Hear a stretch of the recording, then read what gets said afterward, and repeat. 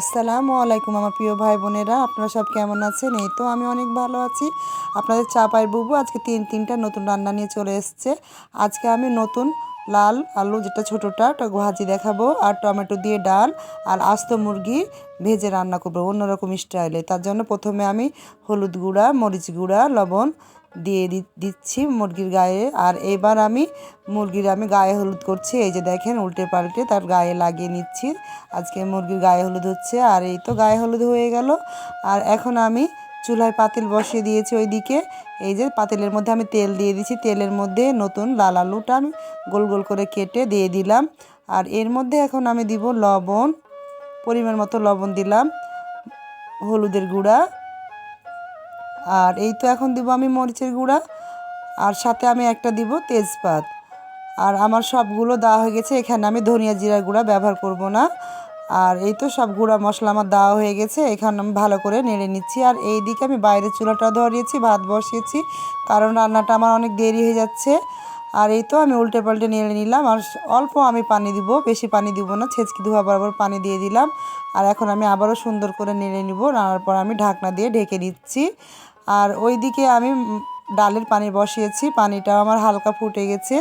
আর এর মধ্যে আমি হলুদ আর লবণটা দিয়ে দিব। এই যে আমি হলুদ দিচ্ছি, এখন আমি দিব লবণ। লবণ হলুদ দেওয়া হয়ে গেল আমার। এখন আমি ঢাকনা দিয়ে ঢেকে দিচ্ছি। এবার ফুটলে আমি ডালটা ধুয়ে রেখেছি দিয়ে দিব। এই যে আবার পানিটা হালকা ফুটে গেছে, এখন আমি ডালটা দিয়ে দিচ্ছি। এটা মসুরের ডাল, আপনারা সবাই হয়তো লক্ষ্য করে দেখছেন। আর এই মসুরের ডাল দিয়ে টমেটো রান্না খেতে আমাদের খুবই ভালো লাগে। আর আজকে আমি ডালটার মধ্যে টমেটো যেটা দিব একটু গোটা গোটা রাখবো, ভাঙবো না। এর আগে দেখেছেন হয়তো প্রেশার কুকারে আমি এটা ভেঙে দিয়েছিলাম টমেটোটা, এবার ভাঙবো না, গোটা গোটা থাকবে। আর এই ডাল আমার হাজব্যান্ড খেতে খুব পছন্দ করে। আর এই তো আমার হলো আলু ভাজি ফুটে গেছে, আবারও নেড়ে আমি ঢেকে দিলাম। আর দেখতে পাচ্ছেন আবারও আমি ঢাকনাটা উঠিয়ে নিলাম। আর এই আলু ভাজিটা খুব অল্প আঁচে করবেন, ভাজিটা খুব সুন্দর হয় অল্প আঁচে করলে। আর দেখেন কি সুন্দর একটা কালার এসছে। আর এই যে দেখেন, উল্টে পাল্টে সুন্দর করে করে নেড়ে দিবেন। আর দেখেন আমার আলু ভাজিটা একটু লাল লাল হয়ে গেছে। এরকম যখন ভাজা ভাজা লাল হবে, তখন আপনি এখানে পেঁয়াজ, কাঁচামরিচ আর একটু রসুন দিতে পারেন। এই তো আমার সবগুলো উপকরণ দেওয়া হয়ে গেছে। এখন আমি আবারও এভাবে নাড়বো, আর ঢাকনা দিয়ে খুব কম ঢাকবো।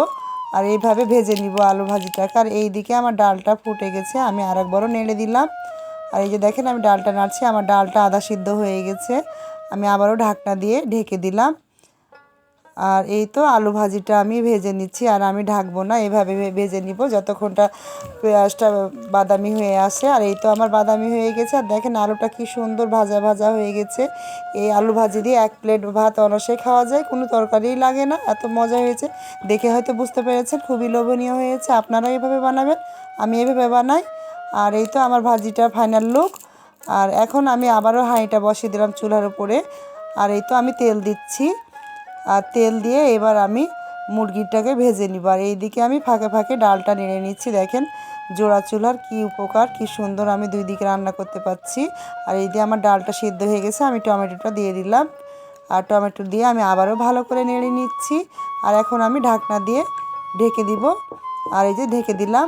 আর এই দিকে আমি তেলের মধ্যে লবণ দিলাম, যাতে এই মাংস ভাজার সময় না ছিটে। এই যে আমি আস্ত মুরগিটা দিয়ে দিলাম তেলের মধ্যে।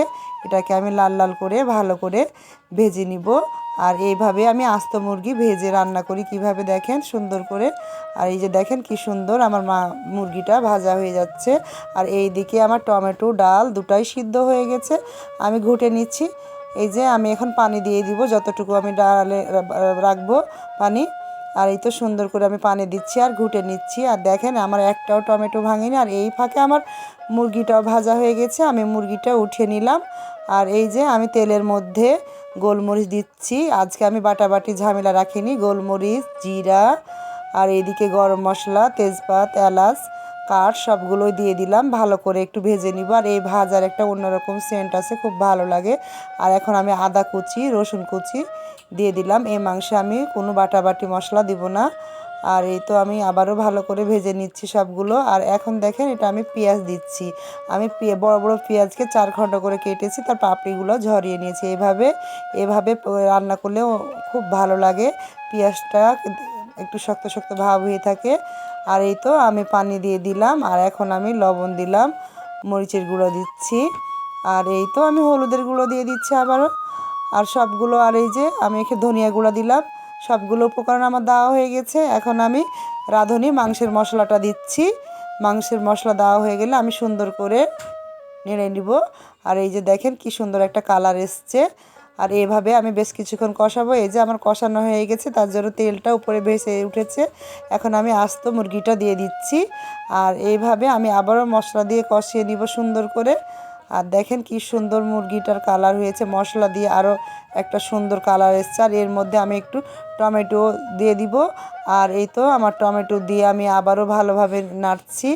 আর যত আমি মশলাটার ভিতরে দিয়ে মুরগির মধ্যে নাড়ছি, তত মশলার ভিতরে স্বাদ ঢুকছে আর দেখতে বেশ ভালোই লাগছে। আর এই যে দেখেন আমার কষা হয়ে গেছে।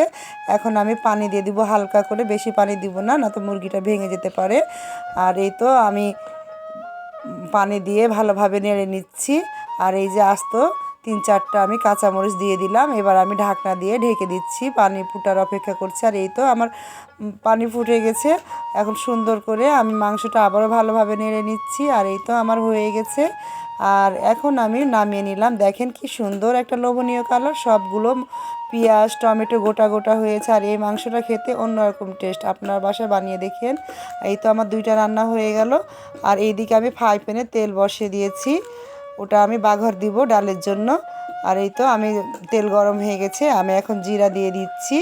আর এর আগে আমি টমেটো দিয়ে ডালের মধ্যে আমি 5 ফোড়ন দিয়েছিলাম আর ধনিয়া পাতা দিয়েছিলাম। আজকে আমি জিরা দিয়ে রসুন কাঁচামরিচ শুকনা মরিচ এই দিয়ে ফোড়ন দিব। আর এই জন্য আমি ভালোভাবে ভেজে নিব। আর এই যে দেখেন সুন্দর করে আমি ভেজে নিচ্ছি। আর যত পেঁয়াজটা বাদামি করে ভাজবেন, ডালটা একটু টেস্ট হবে অন্যরকম। আমি অর্ধেকটা দিলাম ফ্রাই প্যানে, আর বাকি ডালটা হাঁড়ির মধ্যে ঢেলে পোড়াঙ্ক হয়ে যাবে। আর এই যে দেখেন কি সুন্দর একটা লোভনীয় কালার হয়ে গেছে। আর এইভাবেই আমি রান্না করে থাকি। আপনারা কিভাবে করেন জানি না, তবে আমার মতো রান্না করে বাসায় একবার করে খেয়ে দেখেন, বেশ ভালোই লাগে। আমি এপার বাংলা ওই পার বাংলা দুটাই রান্না জানি, কারণ আমার শ্বশুর বাড়ি আগে ইন্ডিয়ায় ছিল, তারা বাংলাদেশের না। আমরা অরিজিনাল চাপাইয়ের মেয়ে, তারা ইন্ডিয়ান, এখন তারা চাপাইবাসী হয়ে গেছে। আর এই তো আমি আবদুল্লাহকে খাবার দিচ্ছি। আবদুল্লাহ ভাত নিয়ে চলে এসছে, এই যে আলু ভাজিটা দিলাম। আর আবদুল্লাহ তল থেকে গাঢ় ডাল নিবে, ডালটা আমি নাড়লাম না, গাঢ় ডাল তাকে তুলে দিচ্ছি টমেটো সহকারে। আর এই যে দেখেন আবদুল্লাহ প্লেট আগে দিচ্ছে, আরও ডাল নিবে। আর এই তো কি সুন্দর একটা কালার হয়েছে। আর এখন আমি তাকে মাংস দিব। সে বলল আন্টি আগে আমাকে ঝোল দাও, ঝোলটা দেখতে খুব ভালো লাগছে। আর এই যে আমি তাকে আগে ঝোল দিচ্ছি। আর ভাববেন হয়তো যে আবদুল্লাহকে এত কাঁচামরিচ দিচ্ছেন কেন। আবদুল্লাহ কাঁচামরিচ খুব খায়, সে ঝাল খুব খেতে পারে। আর এইভাবে সে কাঁচামরিচগুলো খেতে পছন্দ করে। তাকে আমি একটা রান ভেঙে দিয়ে দিলাম। আর আমাদের চাপাইয়ের মানুষের প্রতিটা বাড়িতে এরকম খাটলা থাকে দড়ির, তারা শীতের সময় কেউ আগনা খায় অথবা ছাদে, এভাবে ছাদে উঠিয়ে নিয়ে খায়। আবদুল্লাহ বলছে আমার খুব ঠান্ডা লাগছে, আমি ছাদে খাবো। আর এই যে আবদুল্লাহ রোদের মধ্যে বসে বসে খাচ্ছে। আর সে খাচ্ছে আর বলছে খুব ভালো লাগছে, আমার রোদের তাপ ঠান্ডা লাগে না। আর দেখেন সে রানছির স্বাদ দেখেন কেমন করছে, বলছে সেই স্বাদ নাকি। তা ভিডিওটা ভালো লাগলে অবশ্যই লাইক কমেন্ট শেয়ার এবং সাবস্ক্রাইব করে দিবেন। আল্লাহ হাফেজ।